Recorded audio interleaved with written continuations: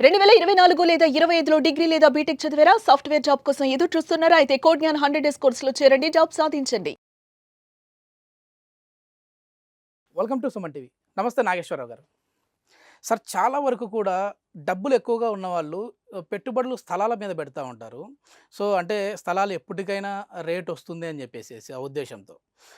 కానీ ఆ స్థలాలు కొనేటప్పుడు మళ్ళీ కొన్న తర్వాత ఒక 5 ఏండ్లకో, 10 ఏండ్లకో ఇది లేదు ఈ ల్యాండ్ కొంచెం లిటిగేషన్‌లో ఉంది. సో, మీరు పెట్టిన డబ్బులు మొత్తం పోయాయి. మీరు ముందు డాక్యుమెంట్స్ చూసుకోలేదని చెప్పేసేసి కొద్దిమంది అంటా ఉంటారు. కోట్ల వరకు వెళ్తా ఉంటాయి. సో, ముందుగానే మనం అసలు స్థలం కొనేటప్పుడు లీగల్ అడ్వైజెస్ ఏమిస్తా ఉంటారు సార్ మామూలుగా? స్థలం కొనేటప్పుడు ఎలాంటి డాక్యుమెంట్స్ ఉండాలి అని చూసుకోవాలి? జనరల్‌గా ఏమైద్దంటే, ప్రతి మనిషి తన జీవితంలో ఎవరైనా అది డబ్బున్నోళ్ళైనా, డబ్బు లేనోళ్ళైనా గూడా ఒక సొంత ఇల్లు ఉండాలనో, లేకపోతే ఒక ల్యాండ్ ఉండాలనో, ఒక పొలం ఉండాలనో, భూమి మీద వాళ్ళు ఇన్వెస్ట్‌మెంట్ చేయటం గానీ, లేకపోతే బతకడం కోసం దాసుకోవడం గానీ చేస్తుంటారు. యెస్. యెస్. సో, మన భారతదేశంలో అత్యధిక లిటిగేషన్ ఏదైతే ఉందో, అది ల్యాండ్‌కి సంబంధించిందే. ఇప్పుడు మనకొక కేసుల పరంగా గనక ఇప్పుడు ఇన్ని కేసులు, 1,00,000 కేసులు పెండింగ్ ఉన్నాయంటే, దాంట్లో 70% of the cases only for land ఇష్యూసే ఉంటాయి. సో, మనం ఎప్పుడైనా గూడా మనం ఎవరికి చెప్తామేంటంటే, ల్యాండ్ కొనుక్కోవడం అని గానీ, లేకపోతే ఇల్లు కొనుక్కోవటం గానీ, ఏదైనా ఒక స్థలం కొనుక్కోవటం గానీ, ప్రతి వ్యక్తి జీవితంలో ఒక అచీవ్‌మెంట్ అది. యెస్. యెస్. అది వాళ్ళ వాళ్ళ స్థాయిని బట్టి పేదోళ్ళైతే 10,00,000, పెద్దోళ్ళైతే రూ. 1,00,000, 5,00,00,000, 10,00,00,000 వాళ్ళ వాళ్ళ స్థాయిని బట్టి, వాళ్ళకున్న అవసరాన్ని బట్టి అనేది ఇన్వెస్ట్‌మెంట్ చేస్తుంటారు. ఇన్వెస్ట్‌మెంట్ అనవచ్చు, లేకపోతే వాళ్ళు ఉండటానికి గావచ్చు, దేనికైనా చేస్తుంటారు.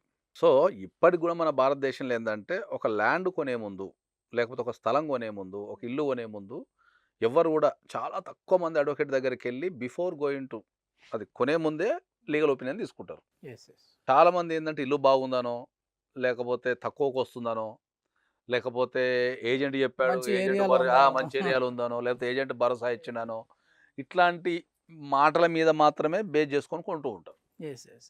కానీ ఎప్పుడైనా గూడా మనం యాజ్ ఎ అడ్వకేట్ ఏం చెప్తున్నా అంటే, అది చాలా హ్యూజ్ అమౌంట్‌తోని కూడుకున్న అవకాశం. అంటే అది హ్యూజ్ అమౌంట్‌తోని కూడుకున్న విషయం అది. అవును సార్. ఇంకా కొంతమంది ఏం చేస్తుంటారంటే, బ్యాంక్ లోన్ ఇస్తుంది కదా అని కూడా కొనుక్కుంటారు. అవును సార్. అవును. బ్యాంక్ లోన్‌లలో గూడా ఏందంటే, మనం ఇగ వాస్తవంగా మాట్లాడితే చాలా ప్రాపర్టీస్ బ్యాంక్‌లో బ్యాక్ ఎండ్‌లో గూడా లోన్‌లు ఇచ్చుకున్న పనికిరాని ప్రాపర్టీస్ గూడా బ్యాక్ ఎండ్‌లో లోన్‌లు ఇచ్చుకున్న రోజులు గూడా ఉన్నాయి. హ్మ్.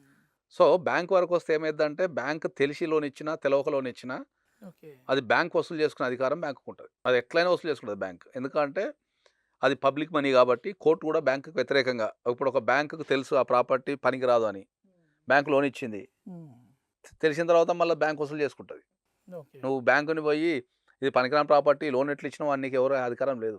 ఎందుకంటే అది పబ్లిక్ ప్రాపర్టీ అనేది ఇన్వాల్వ్‌మెంట్ ఉంది. బ్యాంకులో ఉన్న మనీ అంతా ఎవరిది? పబ్లిక్ మనీ కాబట్టి బ్యాంక్‌కి ఏం అన్యాయం జరగదు కాబట్టి అది ఏ ప్రాపర్టీ అయినా సరే బ్యాంక్ పైసలతో ముందు కట్టు అంటారు.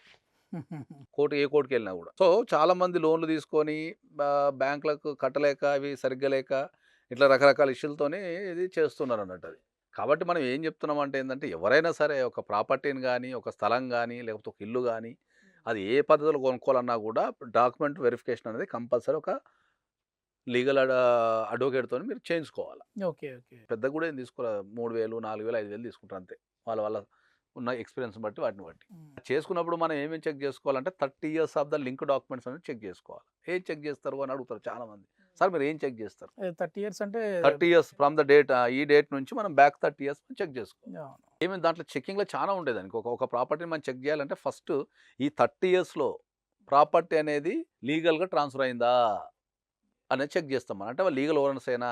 వాళ్ళకేమైనా వారసులున్నారా? లేకపోతే మైనర్సా? At the time of transferring ఎవరైనా మైనర్స్ ఉన్నారా? ఇట్లాంటియన్నీ లీగల్‌గా చెక్ జేయాలి మొత్తం. అంటే ఓనర్‌షిప్ అనేది ఒరిజినల్‌గా అదయిపోయిందా? లేకపోతే డాక్యుమెంటేషన్ రాసే విధానంలో తప్పుందా? లేకపోతే అది కరెక్ట్ ఏమైనా ఇన్ఫర్మేషన్ తప్పుందా? స్టాంప్ డ్యూటీ కరెక్ట్‌గా కట్టారా లేదా? ఇట్లాంటి రకరకాల ఇష్యూలతోని మనం దాన్ని చెక్ జేయాల్సొస్తది. ఓకే. ఓకే. ఓకే. దాని తర్వాత మనం ఇంకేం చెక్ జేస్తాము? పర్మిషన్స్ చెక్ జేస్తాం. ఇప్పుడు ఎల్ఆర్ఎస్ గావచ్చు, బీఆర్ఎస్ గావచ్చు, లేకపోతే మీరన్నట్టు హెచ్ఎండిఏ పర్మిషన్స్ గావచ్చు, లేఅవుట్ పర్మిషన్స్ ఉంటాయి. అవి చెక్ జేయాలి. అవి ప్రాపర్టీ ఫీజు కట్టారా? తర్వాత ల్యాండ్ కన్వర్షన్స్ సర్టిఫికేట్స్ ఉంటాయి. ల్యాండ్ కన్వర్షన్ ఎప్పుడయింది? దానికి ఫీజులు కట్టారా లేదా? తర్వాత మున్సిపాలిటీ పర్మిషన్స్ కావచ్చు, తర్వాత రేరా అప్లికేషన్స్, రేరాలో పెండింగ్ ఉందా? లేదా? ఏముంది? ఇట్లా చాలా. తర్వాత ఈసీ చెక్ జేసి ఆ ప్రాపర్టీ అనేది ఎక్కడైనా మార్ట్‌గేజ్‌లో ఉందా? లేదా? మార్ట్‌గేజ్‌లో ఉంటే మరి ఈసీలో ఉందా?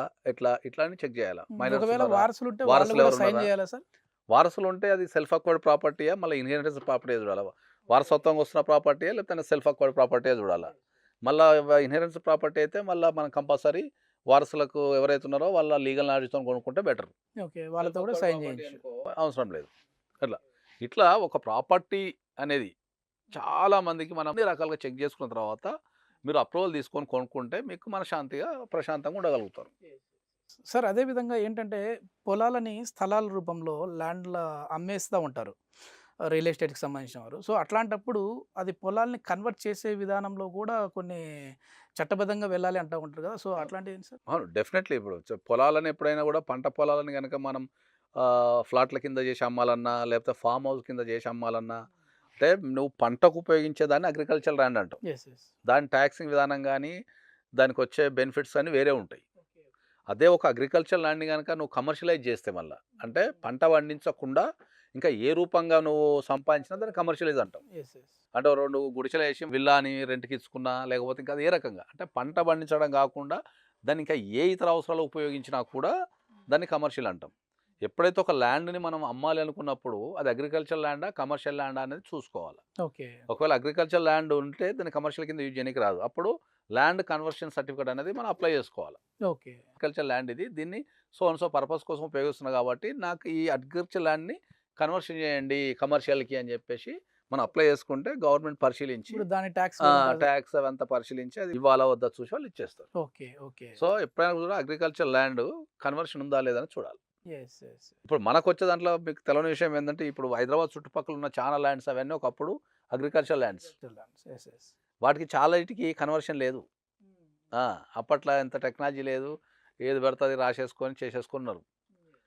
అప్పుడు ఎప్పుడన్నా రిజిస్ట్రేషన్ చేసినప్పుడు గుర్తుపడితే ఆ కన్వర్షన్ సర్టిఫికేట్ మనీ కట్టమని చెప్తున్నారు. ఓకే. ఓకే. అంటే ఈ కన్వర్షన్ సర్టిఫికేట్ మనీ కడితే సరిపోతుంది కదా సార్? అంటే మళ్ళీ ల్యాండ్ పెనాల్టీ అనేది హెవీ ఉంటుంది.